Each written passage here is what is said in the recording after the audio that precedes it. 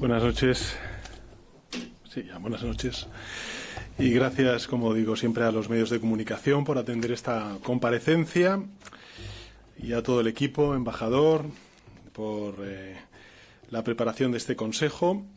Un consejo en el que hemos tratado, yo creo que temas muy importantes, algunos habituales en la agenda, Ucrania, Oriente Medio, y otros que se han introducido por primera vez y a los que hemos propuesto también al Consejo que reitere en el debate, porque son importantes para nuestros ciudadanos y, por tanto, para nuestros gobiernos europeos, por supuesto para el Gobierno de España, como es el caso de la vivienda. Y me gustaría empezar por esta materia, por la vivienda. Porque hablar del pilar social, hablar de la Europa social, de una Europa que se preocupa por el presente y el futuro de los ciudadanos y ciudadanas, exige atender la emergencia habitacional. Y eso es lo que hemos defendido desde la familia socialdemócrata europea. Esta fue una condición, quiero recordarlo, del acuerdo de investidura de la presidenta von der Leyen por parte del Grupo Socialdemócrata Europeo. Y, por tanto, es fundamental abordar esta crisis al máximo nivel, coordinadamente y con la máxima ambición. Hay que tomar medidas ante un mercado que claramente no funciona y que está dificultando, por no decir imposibilitando, proyectos de vida de muchísimos ciudadanos europeos y europeas, jóvenes y no tan jóvenes. La vivienda, lo hemos dicho en muchas ocasiones, debe ser un derecho, no un privilegio. Los precios de la vivienda están drenando las rentas y las esperanzas de la ciudadanía en favor de un sistema que especula con lo que hemos dicho, con un derecho.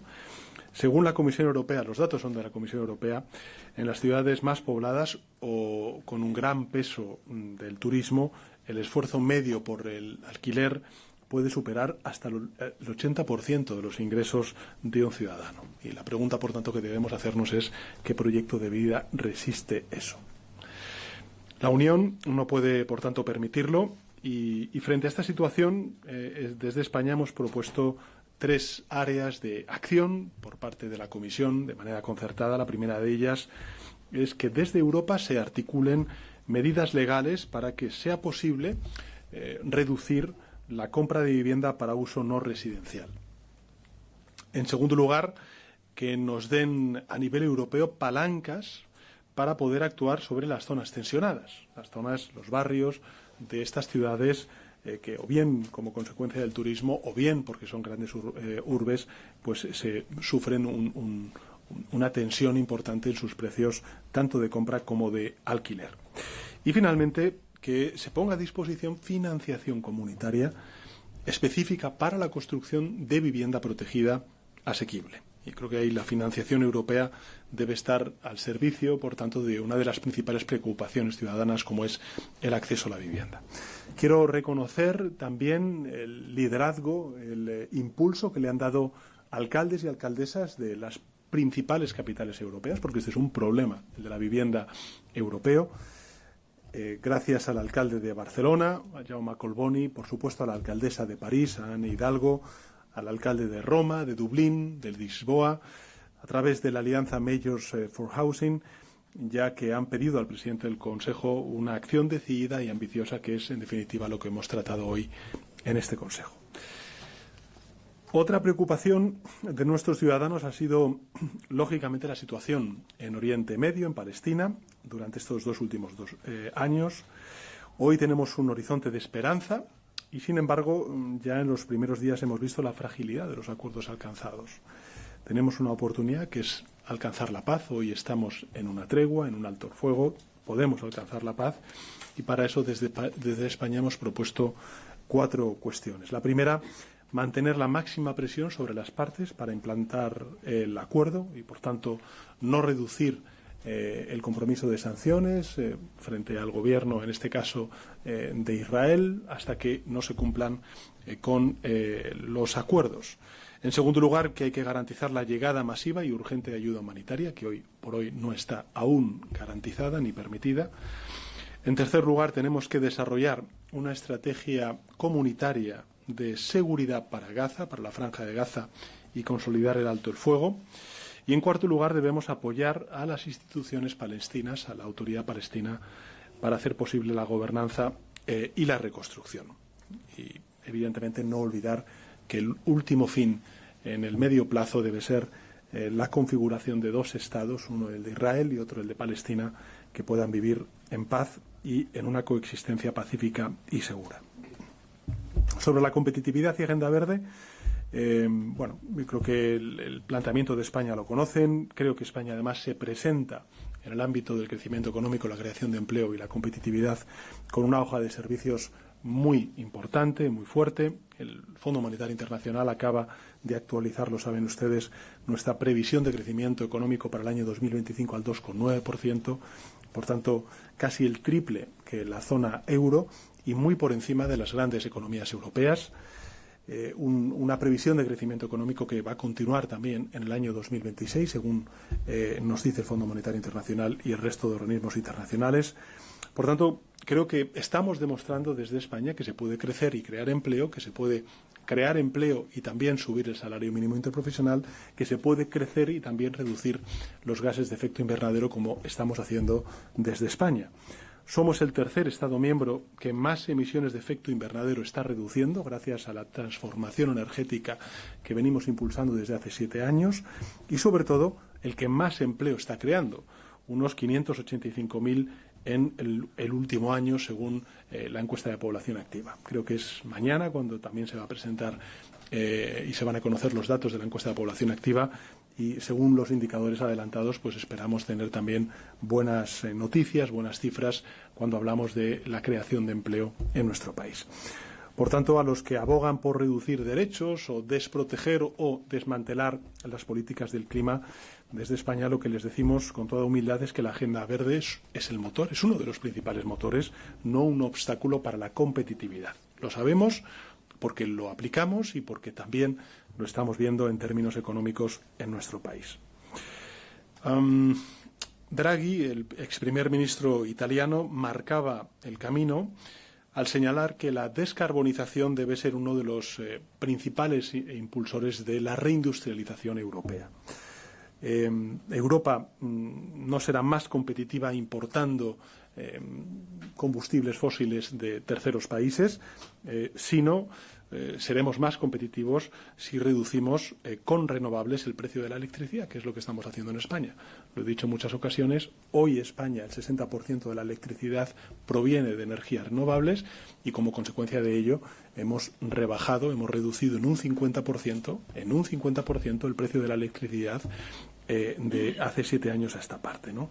Por tanto, creo que ese es el planteamiento que hace España. Gracias a que hemos doblado la potencia instalada de renovables desde 2018, pues fíjense, las proyecciones de precios de la electricidad para los próximos años son incluso un 20% más baratas que en los países de nuestro entorno.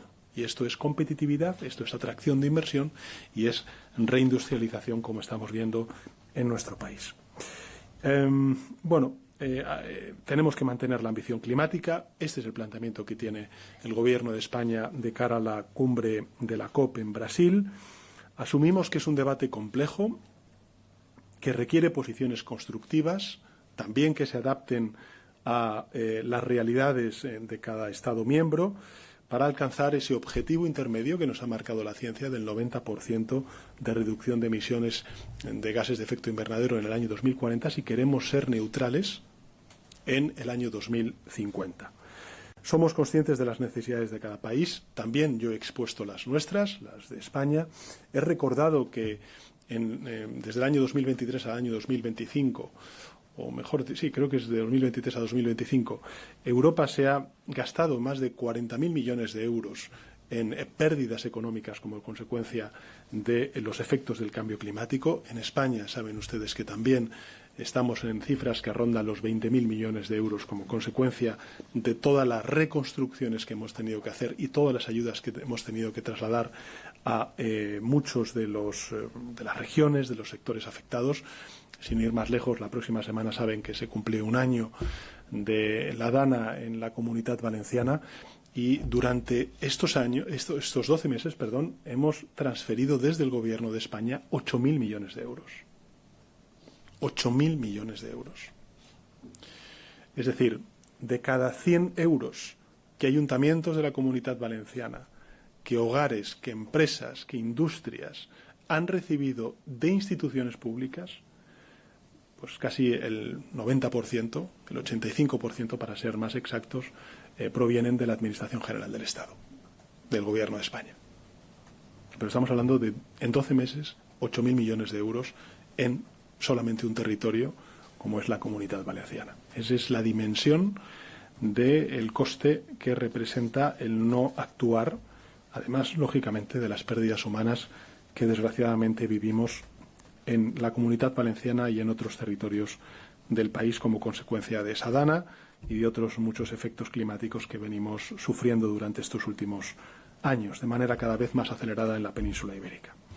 Otros temas que hemos tratado, pues los conocen ustedes: Ucrania, seguridad y defensa, y finalmente la cumbre del euro, donde pues hemos podido contar con la presencia de la presidenta del Banco Central Europeo. Hemos debatido sobre el contexto económico y financiero internacional, también el europeo, y aquí de nuevo pues la economía española, como saben ustedes, destaca por las buenas cifras de crecimiento económico y creación de empleo. Dos temas que han sido prioritarios en este debate y que me parece importante al menos que conozca la opinión pública española. Uno es la necesidad de avanzar decididamente en el euro digital. Yo creo que estamos avanzando en la correcta dirección para su creación en un pronto tiempo, y el reforzamiento del papel internacional del euro, como también las políticas para reforzar la soberanía y la resiliencia de la Unión. Por tanto, yo creo que necesitamos que Europa atienda a las empresas, a nuestra seguridad, a las preocupaciones de nuestros ciudadanos, en este caso a la cuestión de la vivienda. Esa es la Europa que España está defendiendo en este Consejo, y ahora pues evidentemente quedo a disposición de los medios de comunicación para responder a las preguntas. Siempre teniendo en cuenta que hemos hecho un doorstep antes esta mañana donde se han respondido a muchas preguntas por parte de los medios de comunicación. Gracias, presidente. Empezamos con Lluís Tobar, Telecinco. Gracias, presidente. Lluís Tobar, de Informativos Telecinco. Tenía una pregunta precisamente relacionada con el de Eurostep que ha hecho usted esta mañana. Si nos podría precisar cuánto dinero va a invertir España en esa iniciativa de la OTAN de invertir en armamento de compra a Estados Unidos para luego dárselo a Ucrania. Y luego también relacionado en esto y en el gasto en defensa, ayer el secretario general de la OTAN, Mark Rutte, dijo en público que cree, y se lo ha dicho a usted o a España, que no es posible cumplir con el objetivo del 5% en defensa con el 2,1, y no hablaba de capacidades. Cree que lo que dice usted de que con el 2,1 ya se puede cumplir con el 5, él cree que no es posible. Y una última pregunta en clave nacional. Junts va a reunir su ejecutiva el lunes en Perpiñá para decidir cuál es el futuro de su relación con el Partido Socialista. Hay informaciones que apuntan incluso a una consulta de la militancia para decidir si rompen o no relaciones. Mi pregunta es muy directa. Dado ese punto, ¿cree que sería útil una reunión en persona entre usted y el señor Puigdemont aquí en Bélgica? Gracias. Muy bien, Luis. Gracias por sus preguntas. En relación con el PURL, ¿no? Fíjese que hoy acabamos de conocer que dos cazas españoles en Lituania han tenido que repeler a una incursión en zona aérea, en espacio aéreo OTAN, en este caso en Lituania, de cazas rusos, ¿no? Y yo creo que no es la primera vez, y de hecho yo creo que algunos de ustedes me acompañaron cuando tuvimos ocasión de hacer una rueda de prensa en la base militar de Lituania, donde tenemos desplegados algunos de nuestros cazas y también de las Fuerzas Armadas españolas, ¿no? Y yo creo que si eso demuestra algo, aparte de que no es la primera vez que sucede, es que España está comprometida. Está comprometida con la seguridad del flanco oriental europeo y, por tanto, de la Alianza Atlántica, y que efectivamente somos un país confiable y un país que, lógicamente, cumple con sus obligaciones. Y, en ese sentido, cuando se ha planteado por parte de la OTAN, a propuesta de la Administración estadounidense, crear esta compra conjunta, España lo que ha hecho, primero fue la ministra de Defensa, posteriormente yo en una conversación que mantuve con el presidente Zelensky hace unos días por teléfono, pues manifestamos que íbamos a a comprar armamento estadounidense para transferirlo a la seguridad y la defensa de Ucrania. ¿Por qué lo hacemos? Bueno, básicamente porque a día de hoy el grueso de los componentes de defensa antiaérea, los llamados, por ejemplo, Patriots o los Tomahawks famosos que ya ustedes conocen y que evidentemente necesita Ucrania, solo se fabrican en Estados Unidos. En fin, ojalá en un futuro cercano, cuando hablamos de autonomía estratégica, y de hecho el instrumento SAFE y algunos de los proyectos emblemáticos que vamos a financiar con dinero comunitario para reindustrializar Europa y por tanto para fortalecer la industria europea de la defensa, pues puedan ser fabricados en Europa. En todo caso, como saben ustedes, para llegar a ese 2%, nosotros pusimos en marcha en lo que hemos llamado el Plan Industrial y Tecnológico de la Seguridad y la Defensa Española, donde más de 10.000 millones de euros de incremento lo vamos a destinar en más de un 90% a inversiones en suelo europeo, y de ese 90%, 8 de cada 10 euros van a ir a la industria de la defensa española. Con lo cual, estamos construyendo esa autonomía estratégica que necesita Europa, por la que ha trabajado y trabaja España, para crear no solamente ecosistemas, sino también empleo y también seguridad y autonomía estratégica en suelo europeo.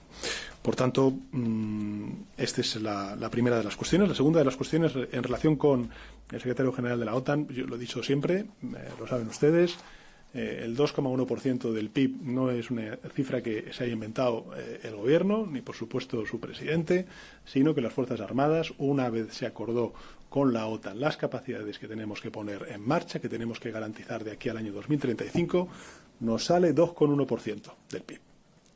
Por tanto, ese es el acuerdo y, por supuesto, lo vamos a cumplir. De hecho, creo que si algo he hecho como presidente del Gobierno ha sido no solamente cumplir con mis compromisos, sino con los de antes. Porque antes hubo otro presidente que en 2014 firmó que España iba a gastar el 2% del PIB en defensa. Y cuando yo llegué al Gobierno, pues me di cuenta de que no estábamos gastando el 2%, que estábamos gastando el 0,9%. Por tanto, he tenido que pasar del 0,9% al 2,1% del Producto Interior Bruto. En fin, si alguien ha cumplido, soy yo. Y, por tanto, la oposición en esto debería mirarse más al espejo y ser más humilde en sus críticas, ¿no? Y en relación con la última de las cuestiones, lo he dicho esta mañana. A ver, yo respeto, por supuesto, el funcionamiento interno de cualquier partido político. Faltaría más. Lo que está en manos del Gobierno de España estamos cumpliendo. Lo que está en manos de otros, estamos trabajando para que se cumpla.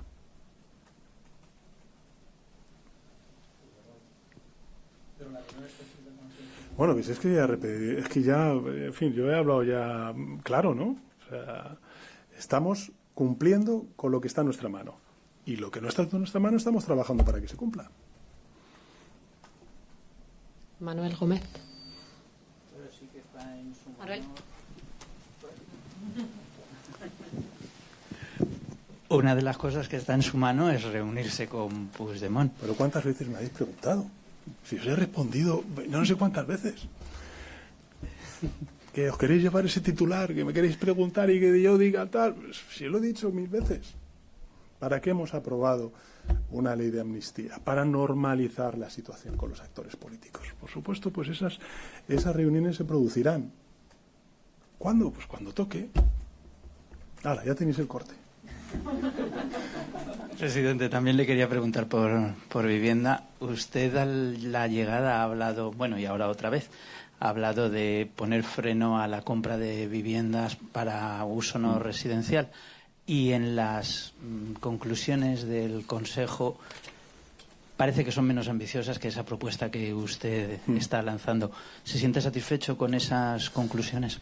Gracias. Bueno, yo me siento satisfecho con que primero hayamos tenido el debate, me siento satisfecho que por primera vez en la comisión tengamos un comisario dedicado a la política de vivienda, me siento satisfecho con que la presidenta de la comisión haya manifestado como uno de sus compromisos de legislatura poner en marcha una política europea vinculada con la vivienda, donde no solamente está el aspecto financiero de recursos para poder construir vivienda protegida a precio asequible, sino que también podamos trabajar en un marco regulatorio que nos facilite poner bien pared a estas cuestiones, ¿no? Pero bueno, yo creo que uno de los compromisos que hemos alcanzado en este Consejo, a lo mejor no forma parte de las conclusiones, pero sí desde el punto de vista informal, es que vamos a seguir dando continuidad a este debate en el Consejo Europeo.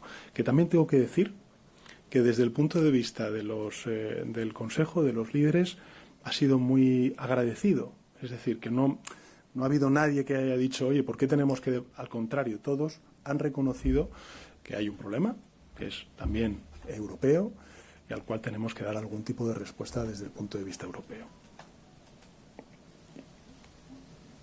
Sobre el tema de la vivienda, usted pide valentía a Europa y quería saber si su gobierno está siendo lo suficientemente valiente. Desde Sumar lo han cuestionado hace unos días. Usted respalda a la ministra de Vivienda y me gustaría saber si usted es partidario de prorrogar los contratos de alquiler que en breve van a tener que revisarse, los que se firmaron durante la pandemia, y que hay muchas familias que están pendientes de ello. Y quería preguntarle también, si me permite, en clave nacional.